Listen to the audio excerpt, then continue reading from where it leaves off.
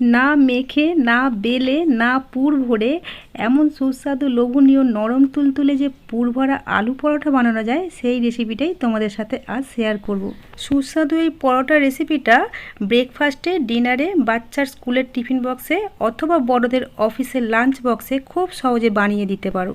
সাথে বানিয়েছিলাম রেস্টুরেন্টের স্বাদে healthy and tasty raita recipe, যেটা এই পরোটাগুলোর সাথে দারুণ খেতে লাগে। হোস্টেলে থাকা বা ব্যাচেলর বন্ধুদের জন্য দারুণ একটা রেসিপি, যেটা খাবার জন্য আলাদা করে কোনো সবজি বানাবার প্রয়োজন পড়বে না। নমস্কার বন্ধুরা, বেঙ্গলি ওভেনে তোমাদের সবাইকে স্বাগত জানাই। তাহলে চলো বন্ধুরা, রেসিপিটা বানানো শুরু করি। তার আগে একটা ছোট্ট রিকোয়েস্ট, রেসিপি ভালো লাগলে একটা লাইক করে দিও। চ্যানেলে নতুন বন্ধু হয়ে থাকলে চ্যানেলটা সাবস্ক্রাইব করে আমার পাশেই থেকো। প্রথমেই আমরা রায়তাটা বানিয়ে নেব। তার জন্য একটা বাটির মধ্যে 4 টেবিল চামচ টক দই নিলাম। এখন এই দইয়ের মধ্যে দিয়ে দিচ্ছি 1 টেবিল চামচ চিনি। এই চিনিটাকে দইয়ের সাথে খুব ভালোভাবে মিশিয়ে নিতে হবে। এইভাবে চামচ দিয়ে 1 থেকে 1.5 মিনিট মেশালেই চিনিটাও যেমন গলে যাবে আর দইটাও খুব ভালোভাবে ফেটানো হয়ে যাবে। দইটা ভালোভাবে ফেটানো হয়ে গেলে এর মধ্যে কিছু সবজি অ্যাড করব। এর জন্য আমি নিয়েছি কিছুটা বাঁধাকপি কুচি, কিছুটা কাঁচা লঙ্কা কুচি, নিয়েছি কিছুটা শসা কুচি, কিছুটা গাজর কুচি, আর নিয়েছি কিছুটা ধনেপাতা কুচি। সমস্ত সবজিগুলোকেই আমি পাতলা পাতলা সরু সরু করে কেটে নিয়েছি। তোমরা চাইলে গ্রেটারে গ্রেট করেও নিতে পারো। সব সবজিগুলোকেই ফেটানো দইয়ের মধ্যে দিয়ে দিয়েছি। এখন দইয়ের সাথে খুব ভালোভাবে মিশিয়ে নিতে হবে। এখন এই রায়তার মধ্যে দিয়ে দিচ্ছি স্বাদ মতো বিট লবণ আর 1/2 টেবিল চামচ একটা সিক্রেট ভাজা মশলা, যে মশলাটা এই রায়তার মধ্যে ব্যবহার করলে একটা রেস্টুরেন্টের মতো স্বাদ নিয়ে আসবে। 1 চা চামচ করে গোটা ধনে, গোটা জিরে আর গোটা মৌরি আর 1/2 চা চামচ মেথিকে শুকনো খোলায় ভেজে ঠান্ডা করে নিয়ে মিক্সিতে হালকা দানা দানা করে গুঁড়িয়ে নিয়েছিলাম। তবে তোমাদের হাতের কাছে যদি এই ভাজা মশলাটা না থাকে, তার বদলে ভাজা জিরে গুঁড়ো ব্যবহার করতে পারো। সেটাও যদি না থাকে, তাহলে কাঁচা জিরে গুঁড়োকে কয়েক সেকেন্ড শুকনো খোলায় নেড়ে ব্যবহার করতে পারো। বিট লবণ আর মশলাটা ভালোভাবে রায়তার সাথে মিশিয়ে নিয়ে সাইডে রেখে দিলাম। এখন আমরা পরোটার মধ্যে যে পুরটা দেবো সেটা তৈরি করে নেব। তার জন্য 2টো বড় সাইজের আলুকে খোসা সমেত এইভাবে সরু সরু করে কেটে সিদ্ধ করে নিয়েছিলাম। তোমাদের যদি ভাতে সিদ্ধ করা আলু থাকে, সেই আলুও ব্যবহার করতে পারবে। আলুর খোসাগুলোকে ছাড়িয়ে নিয়ে কাঁটা চামচ দিয়ে ম্যাশ করে নিতে হবে। গ্রেটারও গ্রেট করে নিতে পারো, কাঁটা চামচ দিয়ে করলেও তাড়াতাড়ি ম্যাশ হয়ে যায়। এখন এর মধ্যে আমরা কিছু মশলা মেশাবো। আমরা যে মশলাটা রায়তায় ব্যবহার করেছিলাম, সেই মশলাই 1 টেবিল চামচ এর মধ্যে দিয়ে দিলাম। দিচ্ছি স্বাদ মতো বিট লবণ। আমরা আলুগুলো সিদ্ধ করার সময় অল্প একটু লবণ দিয়ে সিদ্ধ করেছিলাম, সেই মতো বুঝে লবণটা অ্যাড করতে হবে। দিলাম 1 চা চামচ চাট মশলা, আর দিচ্ছি 1/2 চা চামচ লাল লঙ্কার গুঁড়ো। এই লাল লঙ্কার গুঁড়োটা দিয়েছি শুধুমাত্র কালারের জন্য। এখানে নিয়েছি কিছুটা কাঁচা লঙ্কা কুচি, কিছুটা ধনেপাতা কুচি। এগুলোকেও ম্যাশ করা আলুর মধ্যে ঢেলে দিলাম। আর দিলাম 1/2 পাতিলেবুর জুস। এখানে আমি চাট মশলা ব্যবহার করেছি বলে পাতিলেবুর রসটা কম দিয়েছি। চাট মশলা না থাকলে কিন্তু পাতিলেবুর রসটা একটু বাড়িয়ে দিতে হবে। আবারও বলছি বন্ধুরা, আমি এখানে যে ভাজা মশলাটা ব্যবহার করলাম, সেই মশলাটা তোমাদের হাতের কাছে যদি না থাকে, তাহলে তার বদলে কাঁচা জিরে গুঁড়ো, কাঁচা ধনে গুঁড়োকে শুকনো খোলায় বা প্যানের মধ্যে অল্প কিছুক্ষণ নাড়াচাড়া করে ব্যবহার করতে পারবে। সব কিছু মশলা আমি আলুর মধ্যে মিশিয়ে দিয়েছি। এখানে আমি কিছু ভাজা চীনা বাদাম নিয়েছি। এই চীনা বাদামগুলোকে হামানদিস্তার মধ্যে এইভাবে আধ ভাঙা করে নিচ্ছি। এই বাদামটা দিলে পুরটা খেতে অনেক বেশি ভালো লাগে। এছাড়া বাদাম খুবই উপকারী আমাদের শরীরের জন্য, তাই হাতের কাছে থাকলে অবশ্যই দিও। সব কিছুকে একসাথে খুব ভালোভাবে মিশিয়ে সাইডে রেখে দিলাম। এইবার আমরা ব্যাটারটা বানিয়ে নেব। এর জন্য একটা বাটির মধ্যে আমি 1/2 বাটি ময়দা নিয়েছি আর বাকি হাফটা আটা নিলাম। এই আটা আর ময়দার মিশ্রণটা একটা বড় বাটির মধ্যে ঢেলে নিচ্ছি। আর এর মধ্যে দিয়ে দেবো স্বাদ মতো লবণ। এর মধ্যে আর কিছুই মেশাবো না, শুধু লবণ দিয়ে আটা ময়দার মধ্যে খুব ভালোভাবে মিশিয়ে নিতে হবে। তবে তোমরা চাইলে কিন্তু এটা পুরোটাই ময়দা দিয়ে বা পুরোটাই আটা দিয়ে বানাতে পারো। এখন আমরা যে বাটির মাপে আটা আর ময়দা নিয়েছিলাম, ওই বাটির মাপে 1 বাটি জল নিয়েছি। এটা নর্মাল জল। এই জলটাকে আটার সাথে খুব ভালোভাবে মিশিয়ে দিতে হবে। প্রথমেই পুরো 1 বাটি জলটা ঢেলে দিলে হবে না। প্রথমে অর্ধেকটা জল দিয়ে কাঁটা চামচ দিয়ে জলটাকে খুব ভালোভাবে আটা ময়দার মধ্যে মিশিয়ে নিয়েছি। তারপর বাকি জলটা ঢেলেও খুব ভালোভাবে আটা ময়দার সাথে মিশিয়ে নিলাম। কাঁটা চামচ দিয়ে মেশালে খুব তাড়াতাড়ি মেশানো হয়ে যায়। পুরো 1 বাটি জল আমাদের মেশানো হয়ে গেছে। ওই বাটিটাই আরও 1/2 বাটি জল আমি নিয়েছি, ও থেকে অল্প একটু জল এর মধ্যে ঢেলে দিলাম। আবারও জলটাকে খুব ভালোভাবে এই আটা ময়দার মধ্যে মিশিয়ে নিতে হবে। জলটাকে অল্প অল্প করে দিতে হবে, নাহলে কিন্তু পাতলা হয়ে যেতে পারে।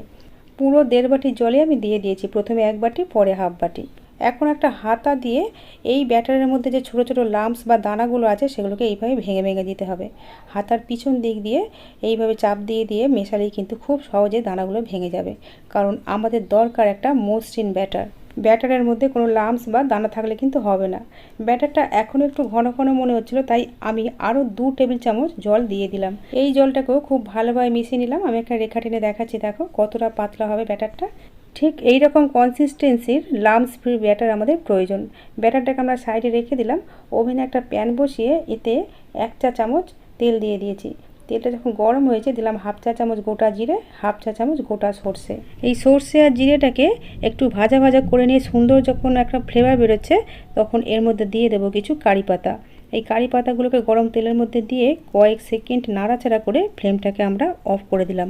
এখন এই তরকাটাকে আমরা আগে থেকে যে রায়তাটা বানিয়ে রেখে দিয়েছিলাম সেই রায়তাটার মধ্যে ঢেলে দিলাম আর খুব ভালোভাবে রায়তাটার মধ্যে মিশিয়ে নিলাম। এর ফলে রায়তার টেস্ট কিন্তু অনেক বেড়ে যাবে। তরকাটা সাইডে রেখে দিলাম। এখন আমরা পরোটাগুলো বানিয়ে নেব। তরকার প্যানটাতে তেল লেগেই আছে, তাই আলাদা করে তেল আমরা দিলাম না। আর আগে থেকে আমরা যে আটা আর ময়দার ব্যাটারটা বানিয়ে রেখেছিলাম সেই ব্যাটারটা ভালো করে নিচ থেকে মিশিয়ে নিয়ে এক হাতা ব্যাটার নিয়ে এইভাবে গরম প্যানের মধ্যে দিয়ে হাতার পিছন দিকে পাতলা করে চাড়িয়ে দিলাম। আর ফ্লেমটাকে এখন লো টু মিডিয়ামে রেখেছি।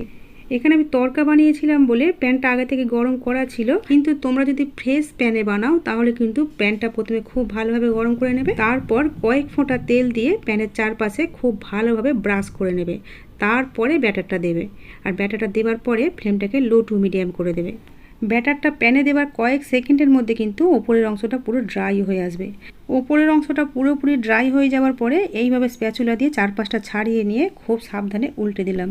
এখন আমরা আগে থেকে তৈরি করে রাখা আলুর পুরটা এর মধ্যে দিয়ে দিচ্ছি। এইভাবে এক সাইড থেকে দিতে হবে, আর পুরটা তোমাদের খুশি অনুযায়ী কমিয়ে বা বাড়িয়ে নিতে পারবে। আর পরোটার ওই পিঠটা যাতে খুব ভালোভাবে ভাজা হয় তার জন্য 1 টেবিল চামচ মতো তেল পরোটার চারপাশ দিয়ে ঘুরিয়ে দিয়ে দিলাম। আমি এর ওপর দিয়ে কিছুটা চিজ এইভাবে গ্রেট করে দিচ্ছি। এই চিজটা কিন্তু অপশনাল, এটা ইচ্ছা হলে দেবে, না হলে কিন্তু বাদ দিয়ে দেবে। যেহেতু বাচ্চারা চিজ দিলে খেতে বেশি ভালোবাসে তাই আমি 2টো পরোটায় চিজ দিয়ে বানিয়েছিলাম, বাকিগুলো চিজ ছাড়াই বানিয়েছিলাম। চিজটা দেওয়া হয়ে গেলে আমরা পরোটাটাকে এইভাবে ফোল্ড করে দিলাম, দিয়ে স্প্যাচুলা দিয়ে হালকা হালকা চাপ দিয়ে দিয়ে এই পুরটাকে সমান করে দিয়েছি, দিয়ে উল্টো দিকটাও খুব ভালো করে ভেজে নিচ্ছি।